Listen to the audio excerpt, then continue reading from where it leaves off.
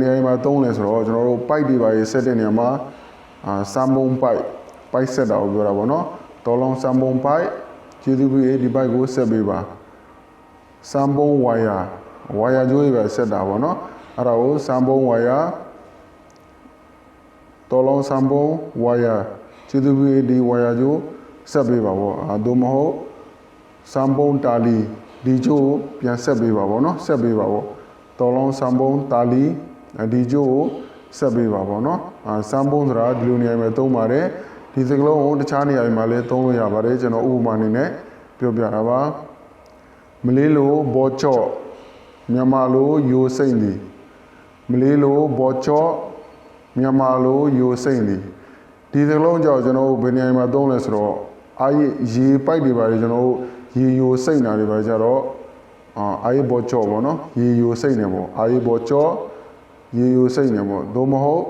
ကျွန်တော်တို့ကားတိုင်ကြီးတွေပါတွေစီတွေပါယိုနေလို့ရှိရင်လည်းဒီစကလုံးသုံးပါတယ်မင်းညဘောချော့ပေါ့နော်မင်းညဘောချော့စီယိုနေတယ်ပေါ့ဒီလိုပြောနေတာပါဘောချော့ဆိုတာကျွန်တော်ယိုစိမ့်တာရေယိုတာပဲဖြစ်စီယိုတာပေါ့နော်ဘယ်ဟာယိုဘောချော့ဆိုတာယိုစိမ့်တာအာရေဘောချော့ဆိုရင်ကျွန်တော်ရေယိုနေတယ်ပေါ့နော်ဒီကလို့မင်းညဘောချော့ဆိုရင်စီယိုနေတယ်လို့ပြောချင်တာပါမလေးလို EC မြန်မာလိုဖြည့်ဆွက်သည်မလေးလို EC မြန်မာလိုဖြည့်ဆွက်သည် EC ဆိုတာမြန်မာလိုဖြည့်ဆွက်သည်ဒီသကလုံးကြောင့်ဘယ်နေရာမှာသုံးလဲဆိုတော့သူလည်းတူတူပါပဲကျွန်တော်ရေဖြည့်တာပါဆိုရင်နော် ECR ရေဖြည့်တယ်ပေါ့ဒီကလို့ C ဖြည့်တယ်ဆိုလည်း EC မင်းညဒါ C ဖြည့်တယ်ပေါ့နော်ရေဖြည့်တယ်ဆိုရင်လည်း ECR ရေဖြည့်တယ်ဒီကလို့ C ဖြည့်တယ်ဆိုရင်လည်း EC မင်းညC ဖြည့်တယ်ပေါ့နော်ဒီလိုနေရာမှာသုံးပါတယ် EC ဖြည့်ဆွက်သည်မလေးလိုအိုကိုမြန်မာလိုတိုင်းတာသည်မလေးလိုအိုကိုမြန်မာလိုတိုင်းတာသည်ကျွန်တော်ဒီစကလုံးကြတော့အကျေဝန်းတိုင်းတာတို့အမြင့်နေပါတိုင်းတာပေါ့နော်ဘယ်နှပေရှိတယ်ဘယ်လောက်အမြင့်ရှိတယ်ဘယ်နှလက်မရှိတယ်ပေါ့နော်တိုင်းတာကိုသုံးတာပါအိုကိုဆိုတာတိုင်းတာမလေးလိုအိုကိုမြန်မာလိုတိုင်းတာသည်မလေးလိုစွန်းစွန်းမြန်မာလိုတန်းစီသည်မလေးလိုစွန်းစွန်းမြန်မာလိုတန်းစီသည်ဒီကလုံးကြာကျွန်တော်တို့ပစ္စည်းတွေပါရေးတက်ရေးရဖြစ်ချင်ပေါ့နော်ဟိုမှာတော်လုံးစွန်းစွန်းအင်းဒီပါရမ်ဘိုင်ဒီပစ္စည်းကိုကောင်းကောင်းစီထားလိုက်ပေါ့နော်တော်လုံးစွန်းစွန်းစီပြီးတော့မှပေါ့စီပြီးတော့မှထားလိုက်ပေါ့စွန်းစွန်းဆိုတာကျွန်တော်တန်းစီတာပေါ့နော်မလေးလိုချမ်ပိုမြန်မာလိုရောနှောသည်မလေးလိုချမ်ပို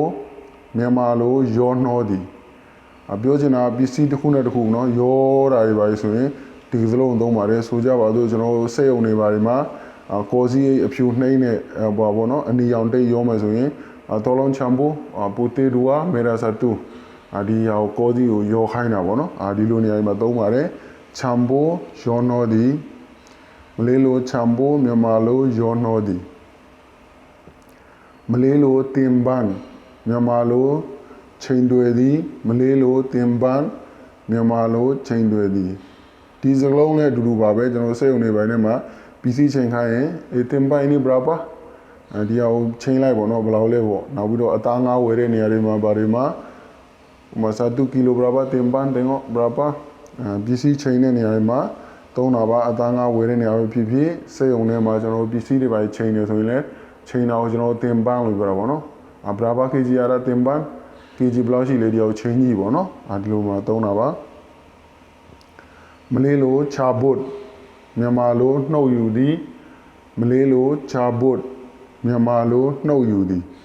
ဒီစကလုံးကြောင့်ကျွန်တော်တို့ဥမာမီပလက်တွေပါလေတက်ထားတယ်တက်ထားလို့ရှင်ကိုကချာဘုတ်အင်းဒီပလက်ကတိချာဘုတ်ဒီဟာကိုဖြုတ်လိုက်ပေါ့နော်နှုတ်လိုက်ပေါ့သူပြောချင်တာဒီလိုပါမလေးလိုဂိုယန်မြန်မာလိုလှုပ်ရမ်းသည်မလေးလိုဂိုယန်မြန်မာလိုလှုပ်ရမ်းသည်မလေးလိုဘာဟာယာမြန်မာလိုအန်ဒီယေရှိသည်မလေးလိုဘာဟာယာမြန်မာလိုအန်ဒီယေရှိသည်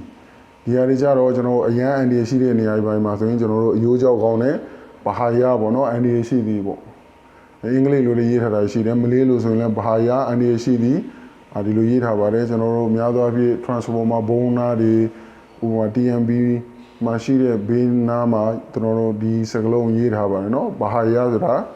အန်ဒီရရှိသည်မလေးလိုစပါရူမြန်မာလိုတပိုင်းမလေးလိုစပါရူမြန်မာလိုတပိုင်းမလေးလိုစတင်ဂါမြန်မာလိုတဝက်မလေးလိုစတင်ဂါမြန်မာလိုတဝက်မလေးလိုချာလာမြန်မာလိုအစင်းထင်သည်မလေးလိုချာလာမြန်မာလိုအစင်းထင်သည်ဒီစကလုံးကြောင့်ဘယ်နေရာမှာသုံးလဲဆိုတော့ဥမာပစ္စည်းကောင်းမကောင်းကြည့်တဲ့နေရာမှာအစင်းညောင်းနေပါဆိုရင်အင်းဒီဘာရန်အားချာလာဒီပစ္စည်းအစင်းထင်နေတယ်ပေါ့နော်ဥမာတချို့ကားတွေပါလေတယောက်ကချစ်သွားတယ်ဆိုရင်ဘယ်တော့ဆမ်မီယာခရီတာဆိုတော့ချာလာငါ့ရဲ့ကားပေါ့နော်အစင်းထင်သွားပြီပေါ့အစင်းထင်တာကိုချာလာလို့သုံးပါတယ်မလေးလိုဂျာတုမြန်မာလိုပြုတ်ကြသည်မလေးလိုဂျာတု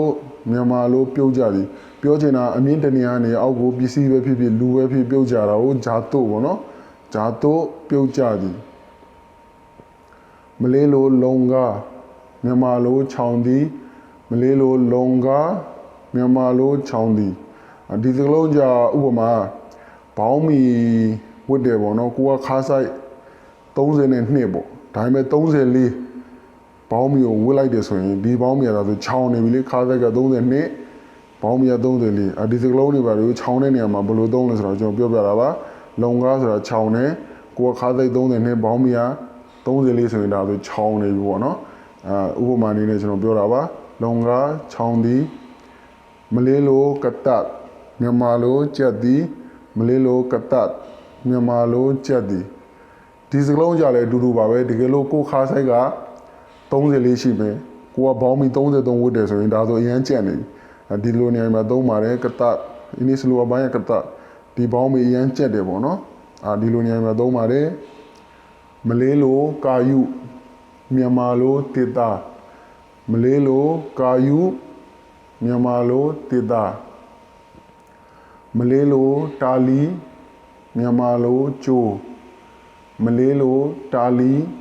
မြန်မာလိုကျိုးမလေးလိုဟန်ချိုမြန်မာလိုချေမွားသည်မလေးလိုဟန်ချိုမြန်မာလိုချေမွားသည်ဥပမာကျွန်တော်ပစ္စည်းတစ်ခုကို recycle လုပ်လိုက်လို့ရှိရင်ပေါ့အရင်တော့ကတော့အဆိုင်ခဲတစ်ခုပေါ့နော်အဲ့တော့ recycle တွေထည့်လိုက်ရှင်အမုံနေကြေးဝါပေါ့ဒါဆိုရင်ကြေးမွားတော့ဆရာဟန်ချိုကြေးမွားနဲ့ပါပြီပေါ့နော်ဒီလိုပြောချင်တာပါမလေးလိုမင်းတာမြန်မာလိုတောင်းသည်မလေးလိုမင်းတာမြန်မာလိုတောင်းသည်ဒီစကလုံးကြတော့ကျွန်တော်တို့ဥပမာကိုကခွင်တောင်းတယ်ဆိုရင်ဆာယာမောမင်းတာဂျူတီကျွန်တော်ခွင်တောင်းခြင်းလို့ပါဆာယာမောမင်းတာဂျူတီကျွန်တော်ခွင်တောင်းခြင်းလို့ပါဒါမှမဟုတ်ကိုကအကူအညီတောင်းခြင်းဆိုရင်လည်းဆာယာမောမင်းတာတော်လောင်အဝမင်းကအကူအညီတစ်ခုပေးပါပေါ့ဆာယာမောမင်းတာတော်လောင်အဝမင်းကအကူအညီတစ်ခုပေးပါပေါ့ဒီလိုနေရာမှာသုံးပါတယ်